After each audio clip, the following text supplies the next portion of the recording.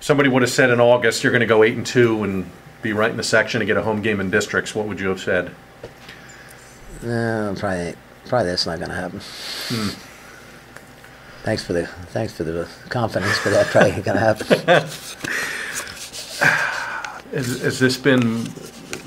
How rewarding has this coaching job been, and just coaching them up? It's been an unusual feeling because it's been very challenging. We made so many mistakes, but you have to put it in perspective. To be 8-2 with this group of kids, give them a lot of credit. They hung in there. This was the first game that we really beat anybody that's good and with a good record. But it's the culmination of a lot of hard work and effort. And when I don't think we feel it right now because now we're thinking who we're going to play in the playoffs and how good are we going to be and yada yada yada. But when we sit back, a couple of years from now, and look at this season. This will be a special season. This will be special. Define Manheim kid. What's a Manheim kid? And do you have a team full of Manheim kids this season? Andrew Kaufman and Reed Pavlik are that's a Manheim kid for you. They're not flashy, but they give you 100%. Hearts of a lion, not flashy. And when games like this, it's what Manheim Magic is because they're kids who play over their heads in big games.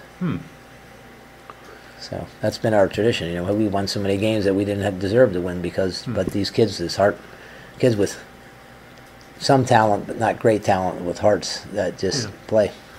Has this group played different? I mean, you've had so many kids come through here, and Smoker, Nagy, Cry. I mean, we could go on and on and on. What's different about this group? This group is we don't have a lot of experience, and we don't have a lot of guys. We almost every play we run an offense, somebody makes a major mistake. We don't. Still in week 10. Yeah, week 10. Yeah, but tonight was the first time that we put some things together. But what makes Manheim, again, defense? We've always had pretty rock solid defense. Almost all the years I've coached, we've had, with one or two exceptions, we've had great defense. We're not bad compared to the teams in our section defensive stats. Right. And we have good special teams. We coach them hard and they respond, and that's why I never want to leave Manheim because the types of kids that you have, you coach them hard and they just keep coming. And I think they see. They don't always appreciate us because we're tough on them, but I think victories like this, they see. I think they have to see that the coaches are why they're tough on them. Right. If we weren't tough and worked hard, then we'd be 2-8 without any question. After the Wilson game, you stood out there and you said, "We don't even have anything to hang our hats on."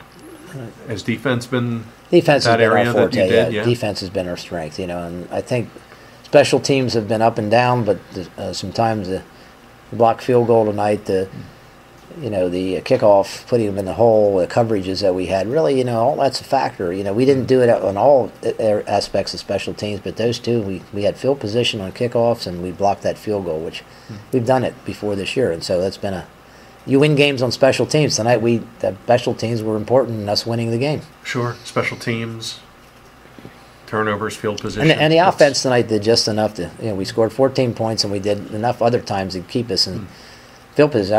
I think we only punted once. So if somebody would have said you'll score 14 against Spot tonight, you probably would have said, might be in trouble. Yeah, we would probably be losing that game by 2 touchdowns. What has impressed you most? Because, you could be a stickler. What's impressed you about this group the most, if you had to pick one thing? Just the grit, I think, the grit and determination. Okay. I don't think I'm not been, Caleb Walton has been impressive, his leadership and how far he's grown up, and Reed Pavlik and little guy, and, just those guys have played like, unbelievable for us. But we to be honest with you, I haven't been impressed too much. Too many of our games, we haven't been impressed because we look good for a minute and look terrible for 5. Sure, and that's when people are going to say, "Yeah, but they're 8-2." I know, and then but how coaches are—they're never satisfied. But I'm not going to give them credit until 5 years from now. Sure. 5-year moratorium, they get credit for this. You said back in August you will not judge this season on wins and losses. Will that be tough to do now that?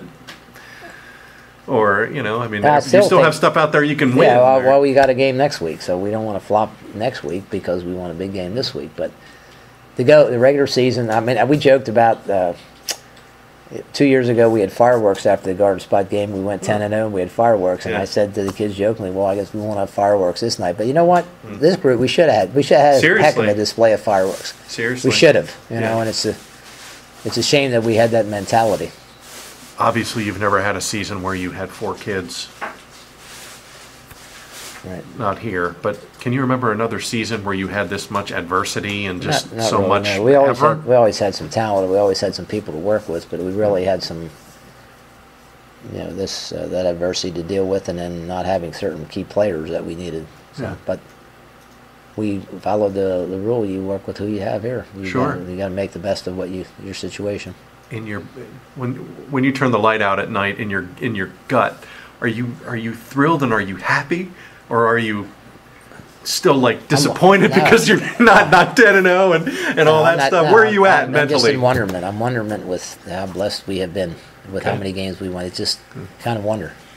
Mm-hmm. You think how do you do these things? How do these kids do it? I just think I'm very thankful. Very thankful for what these kids do and what our coaches do, and sometimes we take the kids for granted, the coaches for granted, but I am totally amazed. I don't know what the secret is, and I think I've said it that it's the makeup of our kids that help us quite a bit.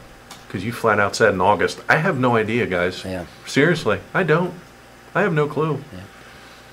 I mean, how astonished are you? I'm astonished. I'm pretty astonished. Where are you at on the meter? Can you see the astonishment in my eyes? I am astonished. I mean, I've seen you 5 or 6 times this year, and every time you walk off the field, you're like, "Oh my gosh, how did we win this game?" Yep, you're right. But I think too that I'm a pessimist by nature, and I look at everything that can go wrong, and so that to some degree that's good that you don't take anything for granted. But I think sometimes you look at other teams. It was Garden Spot. I mean, we look at the comparative scores there. We're not even in a hunt with Garden Spot as far as we beat teams by a certain score, and they beat them by 3 or 4 more touchdowns. So. I think that's why you were underdogs tonight, quote unquote. That's fine. Yeah. It's fine to be an underdog this year, but next year we don't want to be an underdog anymore. Next year we don't want to be. I mean, you got a lot of kids coming back. Is that encouraging? That's very encouraging, especially the type of kids that we have. And I think a lot will depend on their off-season work. We can have a terrific team next year. We're going to have a real good team if we work. But if take anything for granted, it's not going to happen.